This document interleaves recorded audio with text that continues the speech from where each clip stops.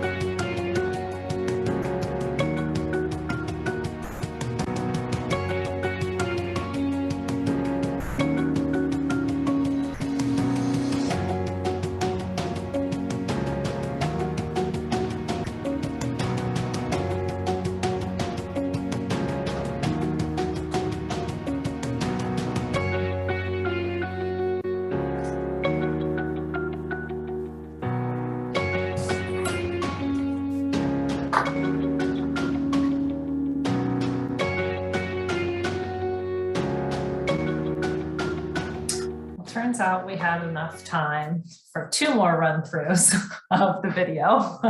So we hope that you enjoyed that. Good morning, good afternoon, and good evening. Thank you all for joining us today at the inaugural graduation ceremony of the Asia Pacific Women in Leadership APWiL Mentoring Program. My name is Kimberly Bellows, and I'm the new APWiL Mentoring Program Coordinator, as well as Intercultural Programs Coordinator at the University of California, Davis. And I am very pleased to serve as today's host for this graduation event. Today, we are celebrating the successful launch of the APWiL Mentoring Program and the many accomplishments of the first cohort's participants. So I'd ask you all to please join me in a round of applause for our participants by using the clapping emoji in Zoom. Or actual clapping, that too.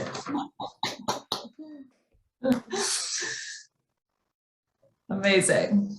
Okay, well, today we have a wonderful program planned with a number of speakers. First, we will hear congratulatory remarks from Professor Joanna Rogolska, APWiL Co-Chair and Vice Provost and Dean of Global Affairs at UC Davis. Then we will have a keynote address from Professor Dawn Freshwater, Vice Chancellor at the University of Auckland. We will also hear from graduating mentor, Professor Cindy Fan, Vice Provost for International Studies and Global Engagement at University of California, Los Angeles, followed by graduating mentee, Professor Sravya Chopra, Associate Professor in the Faculty of Law at the Chinese University of Hong Kong. Following that, Chelsea Haas, APWiL Mentoring Program Manager and Study Abroad Enrollment and Operations Officer and Study Abroad Program Coordinator and Advisor at the University of California, Davis, will take us on a look back of this year of the program and then discuss the future of the second cohort. And we will end our program hearing from Dr. Sabrina Lynn, Co-Chair of APWiL and Senior Advisor to the President of Hong Kong University of Science and Technology. But before we get started, we would like to take a group photo. So please sit up straight and tall and hold still for a few moments because we're a big group. So it'll take a few minutes to take a photo. So let's just hold still for a few moments with our best smiling faces.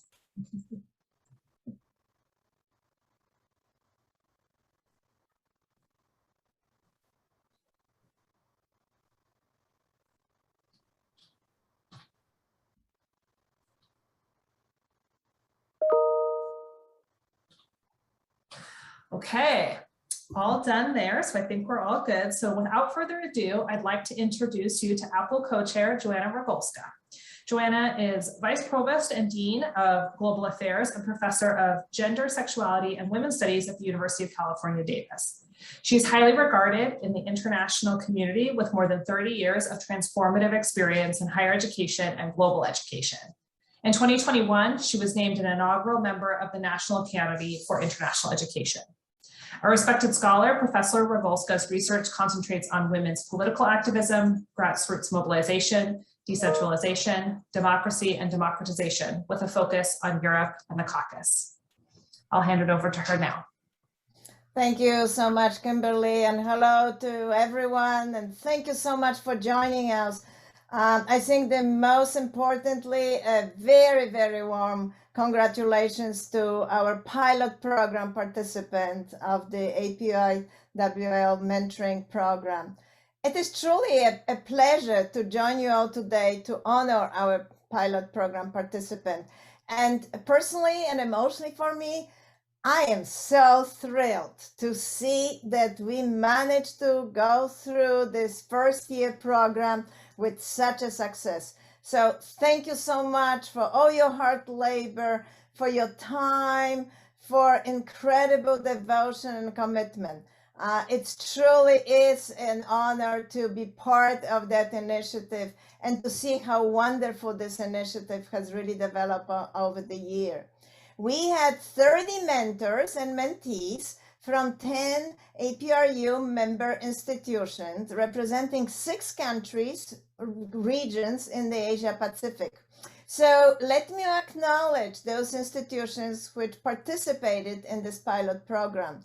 The Chinese University of Hong Kong, the Hong Kong University of Science and Technology, Keio University, Osaka University, the University of British Columbia, University of California, Davis, University of California, Los Angeles, University of Malaya, University of New South Wales, and the University of Sydney.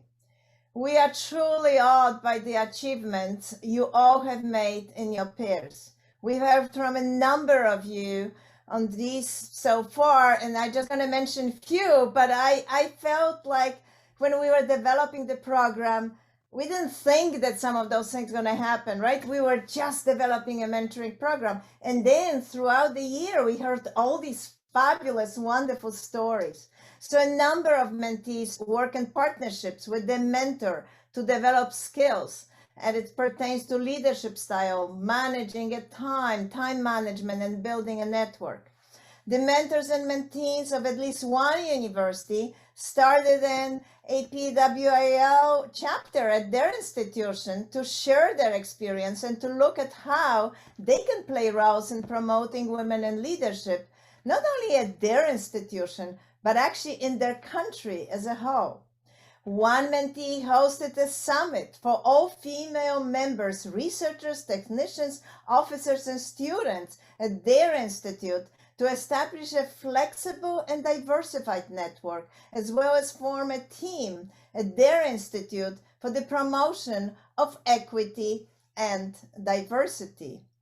As a result of these efforts, also one mentor-mentee pair, there's a new joint agreement between the two universities where there's in the fall, we're hosting a joint seminar series which aim to generate a network of Malaysian and California, US, and others based research communities working with, by, for Indigenous people across a range of topics and issues.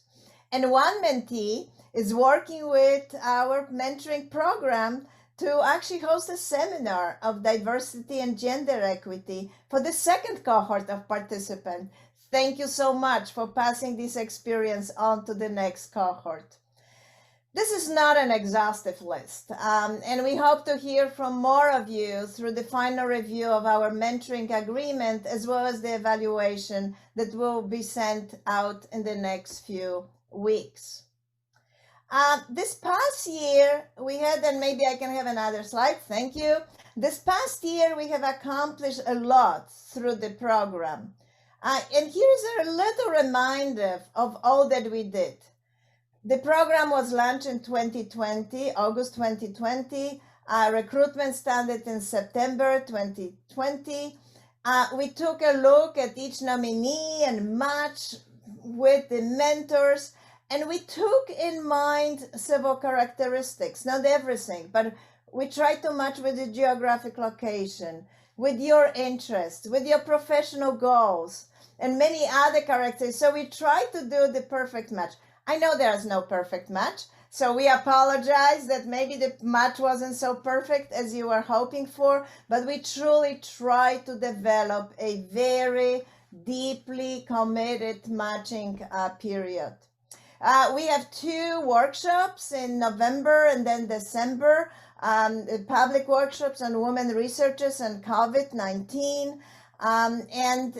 These were, again, our attempt to bring all of you together with others. At the start of the new year, we actually began to think about the future of the program and how we're going to determine what's going to happen next year. So we sent a survey in February and helping us to get a feedback, what we really should be doing. Are we doing okay? Should we do something different? As we were looking through the results, we also had a 3rd workshop on leadership through equity lens. And then in April, we completed our mid-year assessment. Then in June, our fabulous women presidents and vice presidents shared their testimonial as a part of the fireside chat with women presidents and vice presidents.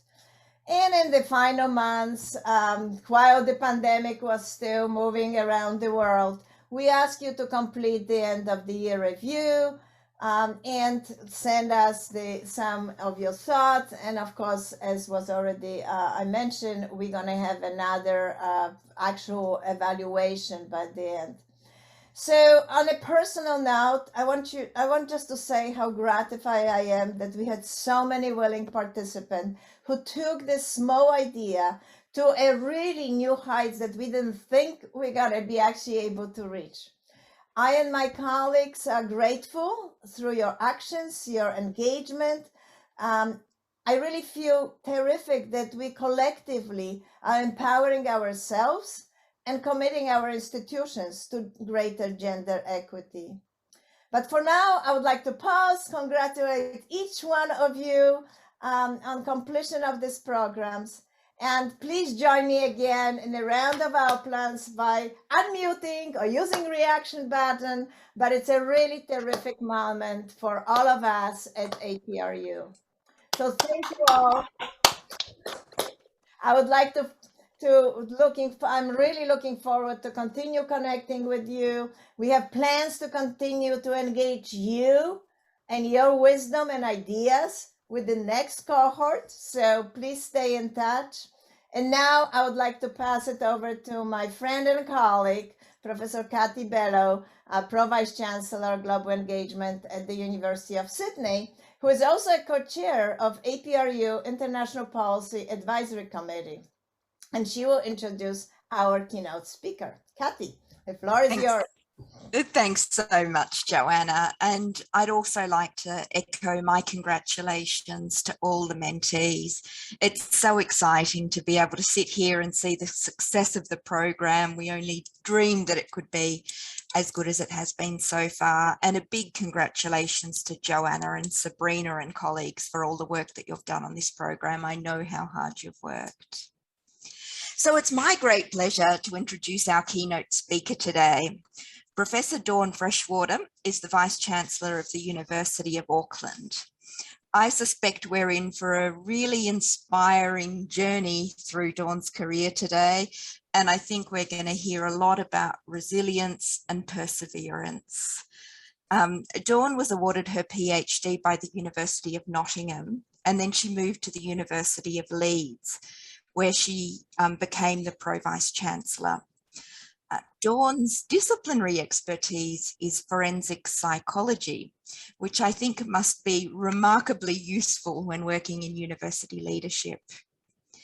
I got to know Dawn when she moved to the University of Western Australia.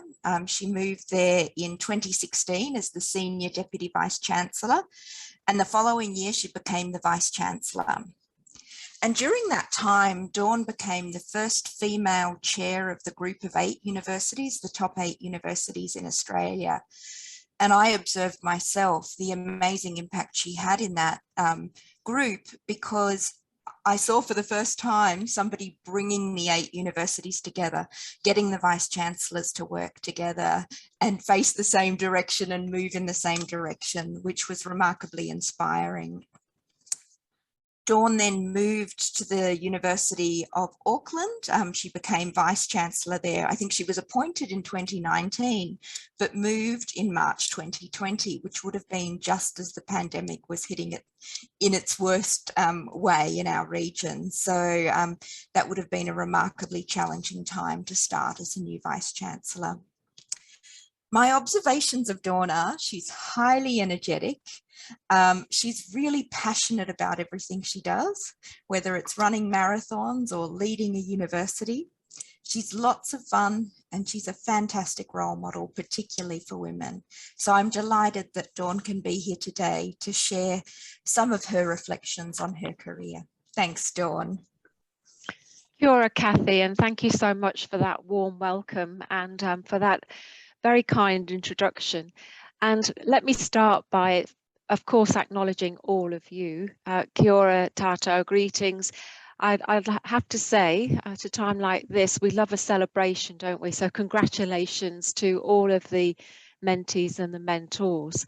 It's really important, actually, that we are celebrating at this time. We come together, celebrate the work and the accomplishments of the 15 mentors and the 15 mentees from across the Asia Pacific.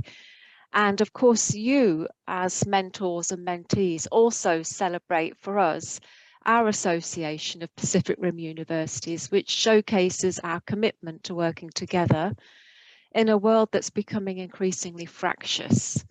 And I really think that that's quite an important statement, because it is about the doing, not just about the talking and the outcomes that Joanna has just pointed to in terms of the programme. So through the year, you've created a sustained shared commitment to the future, to higher education, and to ensuring women leaders are part of higher education's future. And that's critical. It's critical context for our future leaders, and it's critical context for our future citizens. So please don't underestimate the work that you're doing and the role that you have in shaping those future citizens. That context that Kathy just referred to, when she was introducing myself, the context for each and every one of us, our journey, our narrative that brings us here, is an important one. The individual one, the particular one that we all bring with us, is important. But actually far more important is the universal narrative. And Kathy commented on the approach that I like to take in my leadership style, which is integration and integrating to achieve more than the sum of the parts, which was really what Kathy was referring to in having all 8 vice chancellors facing in the same direction. And of course, you know how hard that is in our environments, even to have the same teams facing in the same direction. So an important part of the work that we do. The context of your mentoring program and this mentoring program is also important. So nearly a decade ago, when our Japanese member universities called for a Women in Leadership program, there was a meeting in Osaka. The program was actually launched in Vladivostok, I'm sure you're aware, in 2013, with the network's senior leaders, faculty, researchers, and administrators coming together to discuss the gender gap issues in higher education. Important context for you to understand your celebration today, because at that time, the program was to enhance institutional competitiveness, to advance the participation of women in academia and research, and to contribute to policy development in bridging our gender gap. Well, since then, of course, the APRU Asia Pacific Women in Leadership Program has served as a platform for sharing best practice. And you're all here today, fueled by that experience, to contribute to the future of best practice and advancing participation of women in academia and research. I've been impressed by the momentum that's been created by those leaders, if you look where we are today. And again, that's partly the context that Kathy was presenting. You know, I was somebody who came from a background who didn't had nobody in the family had been to university. I was the first in family to go to university, and I did it. My undergraduate studies were actually undertaken part-time while I was working full-time and looking after my daughter at home and attempting to do multiple things in multiple different ways. And these will be familiar tales to many of you. So this sort of context through which we develop our leadership and through which we actually mentor other leaders is an important prism through which to see and reflect on what it is that we're generating for the future generations. What is our legacy, and what do we want to stimulate as our duty for the future leaders? At the Kyoto University workshop in 2014, there was a focus on institutional strategies to advance the participation of women in universities. This was particularly in Japan. But in 2015, at a meeting in Auckland, where you can see in the background there I'm now situated, this ambition was spelt out further. The programme would build a pipeline of women leaders by nurturing talent in universities, upskilling universities to build capacity, and highlighting women's experiences in universities. And the work has continued. There was actually a policy roundtable in Hong Kong subsequent to that. The follow-up survey resulted in the 2019 Gender Gap Report. But here's the rub.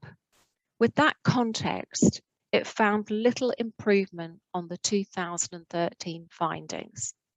That doesn't mean to say that the work of the APRU and the work of the people around the table and during those meetings hadn't achieved anything, but we saw little improvement. Only 1 in 5 senior university leaders were women, and in fact, women in executive positions actually decreased by 5.2% at that time. This is really important data.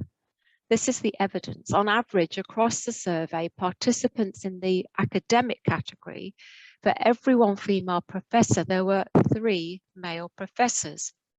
Now, I recall becoming a professor in my mid-40s and realizing that I was one of only 8 female professors in the whole university at that time. Now, we're not talking that many decades ago. So this is, we've had an acceleration, of course, in recent decades, but what we're looking at here is the trajectory that has been quite slow, the context, the trajectory and the data that shows has been quite slow to really gain significant traction in terms of the data and the evidence of supporting those initiatives and the manifesto that the APRU Women in Leadership team set up. So where are we now? Well, I'm imagining that for many of us, the devastation of leaders across the APRU network have worked so hard and strategically to improve the gender gap in the 5 years from 2013. At that point in 2018, has moved on significantly. There appeared to be no direct relationship at the time between the nature and volume of policies and gender equality. And so what I'm going to come to in a moment is the shift to 2021. But finding out that after 5 years of hard work, very little had shifted, in fact, may have gone backwards, and yet we'd increased our efforts, can be quite disappointing. And I guess the point I'd like to make here is that from a leadership point of view, what we tend to forget, and I realised this in my first Vice-Chancellor role at the University of Western Australia, is that we can use our formal leadership capacity and we can use our formal leadership to persuade, and we can use formal leadership status to direct policies. But the informal leadership within an institution is far greater actually and much more persuasive and infiltrates deeper than the formal leadership. So what we have here is the gap between the macro climate, if you like, and the microclimate. It's very easy as an executive to think that we're influencing through directing policies with all good intention, issues in gender equality and the gender gap. But actually you might find that if you start to talk about this on the ground amongst your peers, that the informal experience is one that's quite different. So in my experience, policies are one thing, they're well intended. It's a great opportunity to put people's attention in the right place, but their existence alone isn't enough. Policies must be implemented by their leaders' commitment to their purpose, and they can only be successful where there is an environment, an organizational culture that supports them. Otherwise, policies are just theories, and there is a theory-practice gap. They mean very little. In 2019, the APRU leaders recognized this and asked their presidents to develop a strategy to alleviate the gender gap across the region with real action. And that meant policies and practices within universities, which brings me back to why we're here today. The mentoring program is one of those actions. And the mentors and mentees here today are proof of our continued commitment to closing that gap in our institutions. But I do want to come back to that issue of action and not just good intention around policies and strategies. So my time as a leader, what I have witnessed and experienced is that that good intention without meaningful interaction and meaningful engagement across the whole of the institution is irrelevant. And so for me, I focused as a leader on building culture. And the 2 strategies that I've developed in my role as Vice-Chancellor have been predominantly values-led, place-based, and with people at the heart of what we do. I think there's been an intention over recent decades to have strategies that focus on, and that this is not a bad thing, but many strategies you'll read in universities highlight positions of the universities, global positions, so top 50 by 2050 is a mantra that a lot of people have used, or they highlight and emphasize the way in which the university's research is going to travel, or they highlight the focus of the research in terms of its contribution to industry, or perhaps, really overemphasizing its role in terms of focusing on its student body. All of those things are laudable, but without an emphasis on organizational culture and an emphasis on the way in which we work with our people, which are our biggest asset in the university, and drive those changes through what we do in our research and education, through a particular emphasis on a values-led approach, then I think we're missing a trick. The current pandemic and the impact it's had on our students and researchers and the way we work actually provides an opportunity for us to take the next turn on the dial in this regard.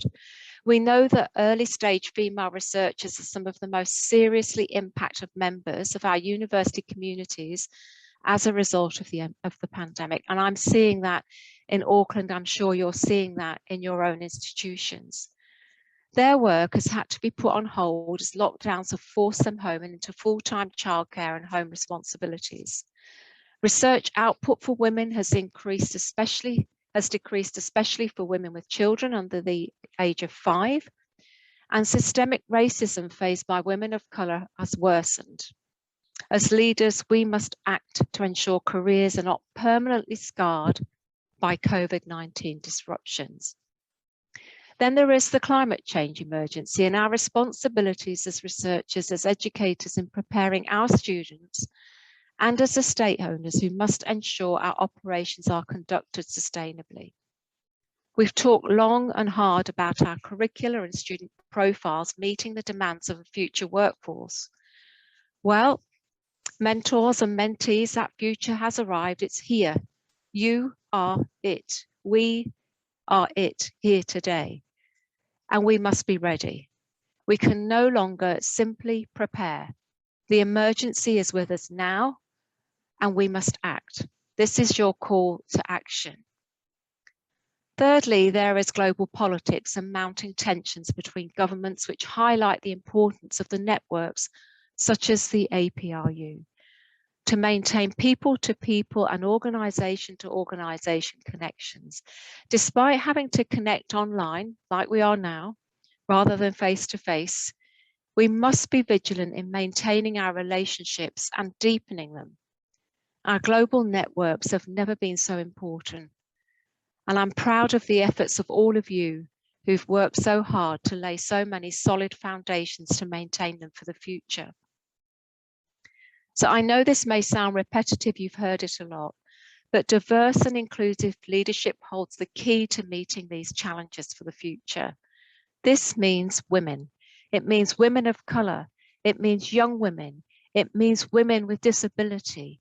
It means people of rainbow communities. It means university leadership within our universities must reflect society. As mentors and mentees, as you met over the last year, I'm sure you've considered some of these challenges. But as part of the APR network of mentees, and as you conclude this year knowing that your support for their leadership in tackling the issues of our time is within reach, the connections you've made must be strengthened.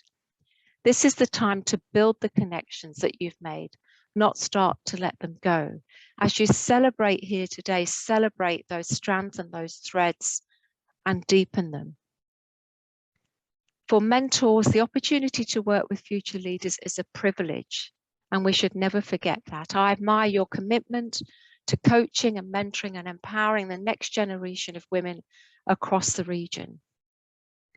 A few words just as a reminder from me in terms of the way in which you carry yourself over future years. A reminder that wherever you place your attention, that's where your energy goes. Attention energizes. Think carefully. Focus your attention where you want the energy to go. And then with that, notice that the intention that you have is to transform. So attending to the areas where you want to send your energy and then intending to transform a key part of how you carry yourself in order to change culture and to send ripples around you. Notice the space between your thoughts and emotions and reactions. Why is this important? It's ever more important. We see the need for leaders who do not react immediately to create further divisions, who do not react emotionally, but react passionately. The two things are different. And react from a space, an inner space of attention and intention. To lead from values, to place an emphasis on reflection, deliberation, and consciousness as we lead not only through this crisis, but the multiple crises that we face as leaders going into the future. These are not just words. Reflection, deliberation, consciousness, intention, and attention, they're not just words. These are experiences that our students, our future leaders, and our future citizens absolutely need to experience as they enter our space, as they witness our energy, as they experience our attention, and as they become part of the transformation that we wish to be and lead. And so for me, finally, I look forward to meeting some of you virtually or face-to-face in leadership fora in the months and the years ahead. Congratulations once again. Let me end with this statement. If you remember nothing else I've said today at your graduation, just remember that every interaction is a possible intervention. And so treat it as such. Walk away from every interaction as if you have just intervened positively in the lives of those people that you have interacted with. Congratulations, Kia ora.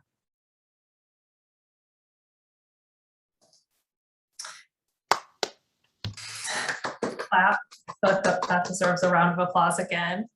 Thank you so much, Professor Freshwater. I found that so inspiring, and I'm sure that everyone else did as well. I so appreciated the recalling of the history and tying it to the program today.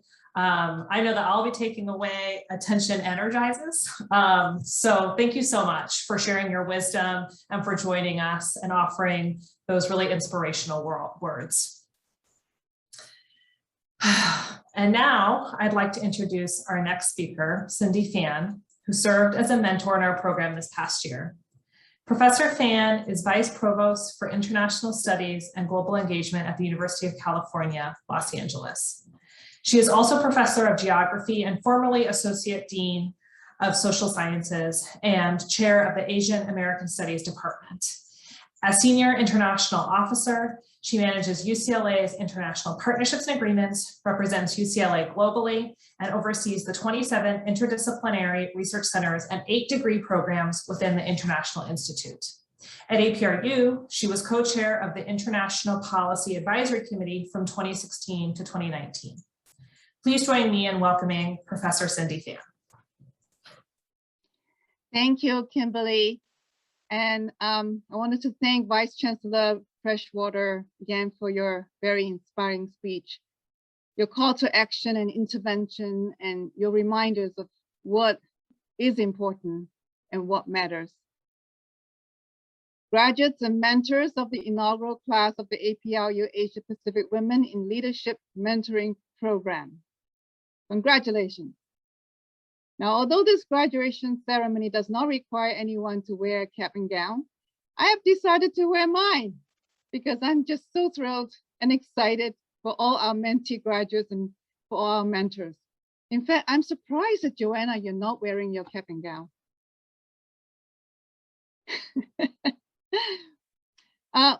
first like to share some research findings, which are actually quite consistent with the data shared by Vice Chancellor of Freshwater. And these data, the findings I'm about to share, are actually from the International Briefs to Higher Education Leaders published in 2021, including contributions by 2 women leaders of APRU, and that is Joanna Rogolska of UC Davis and Fanny Chung of Chinese University of Hong Kong. And this report is actually available on the APRU website as well. Well, according to this publication, while overall access of women to higher education as students has risen in some regions in the world, this development is not uniform and is by and large not paralleled in positions of either leadership and decision-making or at the highest levels of institutional administration. The proportion of women in senior leadership positions range from practically non-existent at universities in some countries to 28% of vice chancellor positions in Australian higher education. And my own research has also found that globally, gender inequity among faculty in higher education persists in terms of rank, salary, advancement, and appointment to senior leadership positions. In the US, according to the American Council on Education report, while women have earned more than 50% of all master's degrees since 1991, and more than 50% of all doctoral degrees since 2006, but they hold less than 1/3 of full professor positions and less than 22% of university presidencies in doctoral institutions. This phenomenon, referred to as the higher, the fewer, is exacerbated for women of color. But what does mentoring have to do with all this? Well, I can honestly say that without the many mentors in my professional life, both men and women, I would not have aspired to senior leadership in academia and become the first woman and first Asian American to be senior international officer in my university. These formal and informal mentors listened, encouraged me, nominated me for fellowships and awards, and set examples through their own visions, creativities, and joy in moving the needle in academia. I personally have now been a mentor for women and minorities in my department, for other women at UCLA, for American Council on Education, and for APRU. And these are some of the best experiences that I have had in my professional career. Let me tell you why, and encourage all of you to consider being a mentor. First, I've never been trained as a mentor, but I found that listening is the most important criterion in a mentor's job description, and anyone can try to be a good listener. Second, all the mentees that I have been matched with, including Sravya Chopra, whom you'll hear from soon, are brilliant and have so much to offer. And I felt so privileged to be in a position to listen to their aspirations, challenges, and achievements. To be trusted by these future leaders of higher education is in itself an honor. Third, while I try to share ideas and resources, work with my mentors to set goals, identify milestones and metrics, sharpen professional aspirations, and connect them to other resource persons, I've found that the most important experiences that I've shared are my own failures. I've learned so much from false starts, mistakes, and setbacks that sharing how I dealt with struggles not only brought me closer to my mentors, but also helped them and me focus on the bouncing back, on the future and not the past. And fourth, I've learned so much from my mentees.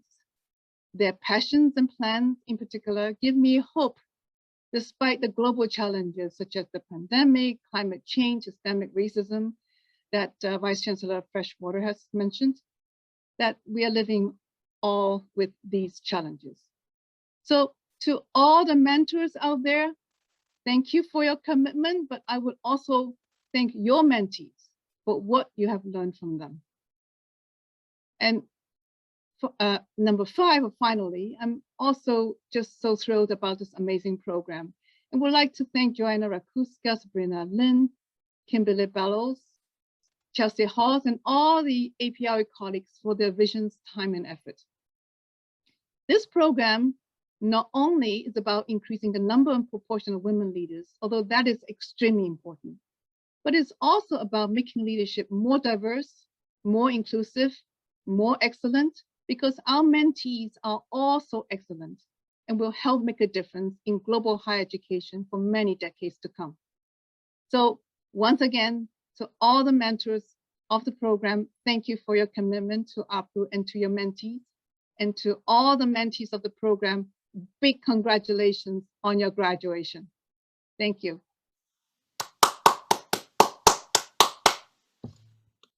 Thank you so much, Professor Fan, for your remarks and for all of your contributions to the APWiL Mentoring Program over this past year. And thank you for bringing the celebration as well with your capping gown. So I'd now like to introduce our next speaker, Sravya Chopra, who participated as a mentee in our pilot program this past year. Professor Chopra is an associate professor at the Faculty of Law, the Chinese University of Hong Kong. She researches national security laws, sectarian violence, forced migration, and the socioeconomic rights of the poor. She currently serves on the Faculty of Law's Committee on Teaching and Learning and has recently been appointed to her university's Diversity and Inclusion Steering Committee. Please join me in welcoming Professor Sravya Chopra. Thank you so much, Kimberly. I realized as as the camera sort of shifted to me that you can see my daughter's artwork on the wall behind me. So I should probably have created a more professional backdrop, but I think a part of the beauty of this space is that we can bring our whole selves to it. And I've been grateful to this program for that, amongst other reasons. So I want to make 3 points. I wanted to take this opportunity to reflect on what this past year of being mentored by Professor Fan and being part of the APWiL program has meant for me. I've been in academia for about 10 years. I was a practicing lawyer before that, and I worked in the NGO sector with human rights NGOs. And so I think, like many mentees in the program, I was at about or nearing the mid-career mark and really thinking about, well, in a sort of unformed way, always at the back of my mind and in my gut was this thought of, where does my energy, and to borrow from Professor Freshwater, where does my attention go for the coming years? I want to be at this point, you don't want to ricochet from one thing to another, or to just be carried by the currents of the moment. You want to be intentional. And I think this program, the opportunity to participate in it, came for me at a really important time. And it enabled that process of reflection. And so I want to talk about that. So this process of reflection, what do I want to give my energy and attention to? Professor Cindy Fan was my mentor, and she really, for the six plus meetings we had, she was a coach. She drew me out. She pushed me to think, I think, more specifically, more concretely. She listened with a lot of empathy, and she really listened. And that process of having someone be an engaged, intelligent, experienced sounding board, it was incredibly valuable. It was incredibly clarifying at two levels. One, I found it clarifying at the level of principles or values, identifying what was really important to me in the rest of my academic career, how I wanted to engage in academic service and academic leadership. I think Cindy herself was an exemplar of this, is an exemplar of this in being very principled in the way she works, but also strategic in how you create opportunities, identify opportunities. And her advice was that mixture of principle and strategy. So at the level of sort of clarifying values and principles, it was very helpful.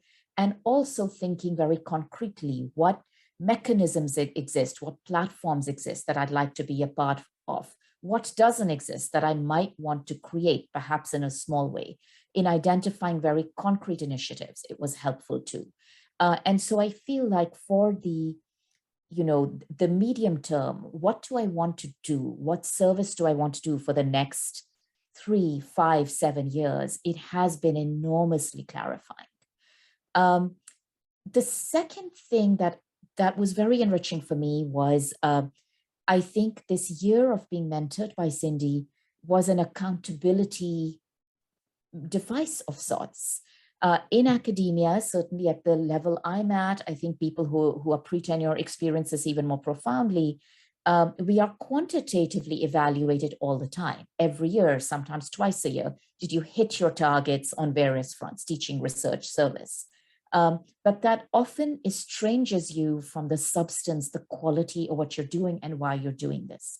And I think this year was really an opportunity to reflect on, how am I engaging with what I'm engaging with? Am I doing it the right way? Can I do it better?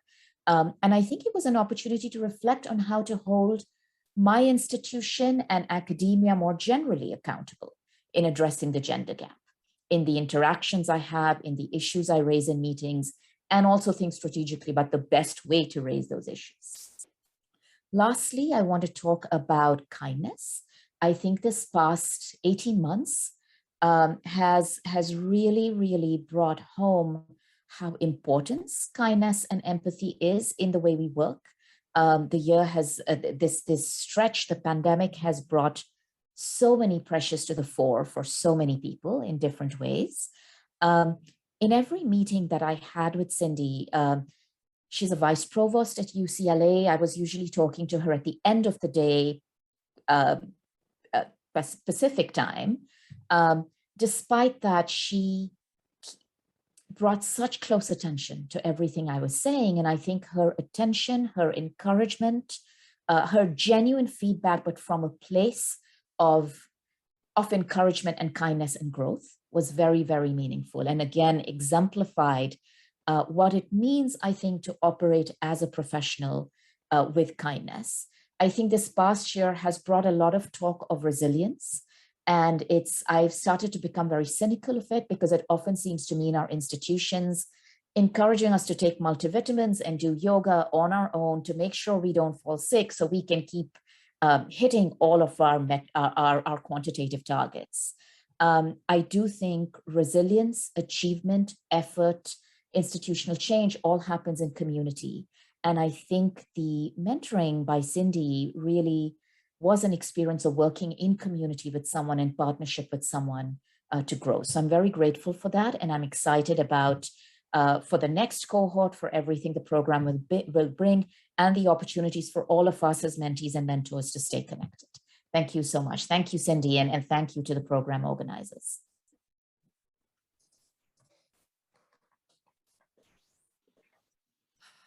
Thank you so much, Professor Chopra. That was really great to hear your experience with the program. And I feel like you really hit on a lot of specific, like you were talking about concrete things and a lot of specific things. So thank you so much for sharing your perspective. And thank you for your active participation in the program this past year, and for the partnership that we're looking forward to on a workshop focusing on diversity and gender equity for the second cohort. We look forward to that. Thank you. And I should say that is actually Cindy's idea. So she encouraged me to do that. Lovely partnership. Sirabi, you're too kind. Sirabi, you're too kind. You're brilliant, without me, without anyone. You're already really brilliant. So, but thank you for being so kind. Amazing. Well, thank you both. I'd now like to introduce our next speaker, Chelsea Haas, who serves as the APWiL Mentoring Program Manager. She is also the Study Abroad Enrollment and Operations Officer and Study Abroad Program Coordinator and Advisor at University of California, Davis. In these roles, she provides comprehensive services for programs in the Global Learning Hub, a unit of global affairs, including coordinating internships abroad and managing the enrollment and placement of processes for students. So I'll turn it over to Chelsea. Thanks, Kimberly. And thank you everyone for joining us today. And it's been really wonderful working with the program, all of you over the past year, and definitely looking forward to the start of the next cohort. But, the purpose of today is to celebrate this current program. And, over the past year, we did ask a number of times for feedback along the way. And so we wanted to share how we use that feedback with everyone, so you can see that we really did take this to heart and think about it as we were starting to have conversations about the second half of the program, as well as the program in the future. So as the pilot participants are aware, one of the big things that we did was send out a survey about midway through the program. And in this survey, we had 24 out of 30 participants complete, and 100% of those who did complete it indicated that they would recommend their institution to participate in the program again. So we were really excited to see that. We also asked about what were some successful areas of the program so far, what were some areas for improvement. And what we found actually was that there was a lot of overlap in what people were indicating as successful elements of the program, but those same things were coming up as potentially could be improved. And so what we thought about was, okay, we still have a second half of the program. What can we do immediately, and what can we do to set up the program for potential growth that we were hoping to see? And so the first thing that we did was that we emphasized areas that were particularly successful and then looked at them individually. And so we had a focus on the workshops. And so we did receive a variety of feedback on our different workshops. Some things in particular were about areas of interest that people really enjoyed and hoping to continue those types of conversations, as well as more structural things like an interest in and continuation of having facilitators in breakout rooms and opportunities for networking. We also saw that there was a lot of folks indicating interest in communicating more about the program. And so we did share the results of this survey with the APWiL core group, as well as the APRU steering committee.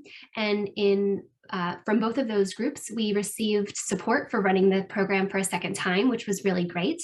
And so then we began the recruitment of the second cohort, and we received support from 25 out of the 60 APRU member institutions. And so that was really kind of unexpected, but we were very excited to see that because, we were hoping that the program would continue and that there would be interest. And so that kind of confirmed that what we're doing really is important, and there's an interest, not just among these 10 institutions that participated in the first year.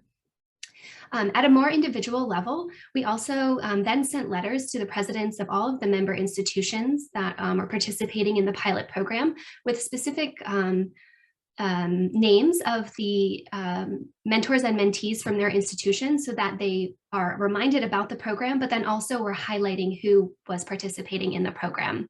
And then we also highlighted the program on the APRU website in annual reports. It was a focus at the APRU annual president's meeting, and then again here aligned with the senior international leaders meeting. And so that was some of the things that we did immediately, but then we also began conversations about, okay, now that we do have support for the second cohort, what will that look like?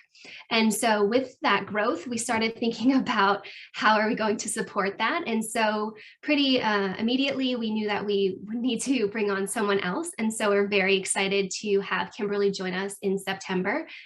Today is her first event, and she's doing a wonderful job as our host. Thank you, Kimberly. And from there, we also talked about the matching process, which was a very big part of the nomination and key and integral to the program itself, right? That one-to-one mentoring relationship is, the main purpose. Last year, we did, match everyone individually, and it took a lot of time. And we wanted to think about what the things that we were considering. Is this was actually important? Does everyone care about these same things? And if not, what questions can we ask so that we are making matches in consideration of the preferences of those who will be participating? And so the mentors of the second cohort received a survey after they were nominated to indicate preferences in particular things. So things like Are you more interested in focusing on leadership styles and working towards leadership, or is, you know, academic discipline and having someone in your field of importance, or are they the same? We also, again, that individual meeting, very important. And so we're keeping that within the structure, but thinking about the support that we provided and how we can ensure that, you know, you have all the information from the get-go, and we're being clear in our communication. And so one of that is with the mentoring agreement and thinking about how we can provide more context for the offset of that, since that is like a working document that you'll be using throughout the year. A big thing of note was the resource library, and I'm very excited to share that we actually have a new website that we'll be unveiling shortly. And this will be a space where actually both the second cohort and the alumni will be able to interact together. And there will be a public facing portion of it, but also a members only portion where there will be forums that you can participate in, different file sharing opportunities. You can see all of the participants and their bios, as well as their contact information. And it also houses our resource library, which is a library that we began last year that we want to keep building up. And then in general, we will be keeping the workshops and continuing with opportunities for those. We do plan to invite all of you graduating alumni to different workshops throughout the year. And because we will continue on Zoom, thinking about more informal ways that we can include networking opportunities along with the event, especially because this new group will be much larger than our first cohort. And one of the other big things that we saw a lot over the past year in emails and also with the survey was an interest in an in-person event. And we are definitely invested in that as well. That is to be determined at this time still with everything that's going on, but it is in our minds, and we hope that one day we'll all be able to get together in person, and we will be able to hopefully invite alumni and current participants and get together. And so in terms of alumni, I mentioned this a few times, but we will have this new website and workshops, and we would love to stay connected in other ways as well. So if you have any ideas or any interests, please reach out to me, please reach out to Kimberly or Jackie and Anya at APRU, because we definitely would love to work with you in ways that we can stay connected.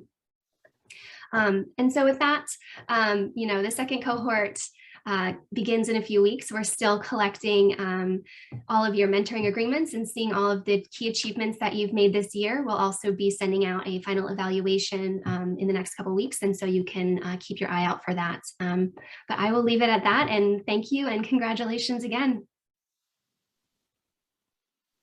Great. Thank you so much, Chelsea, for that summary and that look ahead. All very exciting things coming down the road. I'd now like to introduce our next speaker, Dr. Sabrina Lynn, APWiL co-chair and senior advisor to the president at the Hong Kong University of Science and Technology. She joined the Hong Kong University of Science and Technology after 30 years in the IT sector in Silicon Valley and Asia Pacific countries. And at that university, Dr. Lynn is responsible for select cross-university strategic projects and initiatives, including campus development, donor stewardship, industry collaboration, professional and executive education, and IT strategy. And I'll turn it over now. Thank you very much, Kimberly. I'm noticing the time, so we're short on time. I want to really thank all of our speakers and the focus on some statistics that we know about some of the challenges and of female advancement in the academic world. And so I want to do a call out and thank our male allies. I'm noticing that of our 100 participants, we have 5% male participants, and some of you will be mentors for us. And so I want to thank you in advance because without the advocacy of our male allies, I think would be very difficult to improve the diversity overall. So next, I want to congratulate our pilot program participants. Again, you see this in the slides, both our mentors and our mentees. I'm really pleased to have heard from Professor Fan about just the fun of being a mentor and the learning and encourage everyone to be listening to each other and in terms of learning from both mentors and mentees. And then from Professor Chopra, some of your heartfelt comments about your personal benefits, your view of kindness, the practical aspect of having a commitment device, right? Your meetings with your mentor to think a little bit about what you want to do in the future. So congratulations again to the pilot program participants. So I do have a call to action, right? First of all, you will be receiving your graduation certificate. But more importantly, we will have a survey sent out by a third-party evaluator so that we can have good evaluation of the program. That will be coming soon. So for the mentors and mentees, I hope that we will get just as high of a respondents for the program, for the survey. And then of course, I want to welcome our second cohort of mentors and then mentees on the next page. We now have 25 universities participating compared to 10 in our first year, and compared to 30 30 total people, we have 94 total people participating. So we've tripled the program overall. Thank you all for your support. Without your comments and feedback and encouragement, I think it would have been very difficult to get to this stage. And then for the second cohort, I know and I've seen that many of you have gotten together or have plans to get together and contacted each other, the mentors and the mentees. You have received all your mentor and mentee matching process. And so we look forward to seeing you, having your one-on-ones, as well as all of you on our workshops and our orientation that's coming up. So with that, let me turn it back over to Kimberly. Great. Thank you so much, Sabrina. And thank you to Joanna as well. And thank you, Professor Freshwater, Professor Beloff, Professor Fan, and Professor Chopra for speaking today. It was really great to hear from all of you. I feel very inspired by all of the words and all of the wisdom shared today. I also want to say thank you to the APRU Secretariat, and particularly Jackie Wong, Director of Network and Student Programs, and Anya Wong, Program Officer, for all of their commitment to the program and their support throughout this year. Many, many congratulations again to our pilot participants. And thank you to our second cohort participants for joining us today. I think there's quite a few of you. Thank you to all of our senior international leaders, the APWiL core group, and all the other invited guests.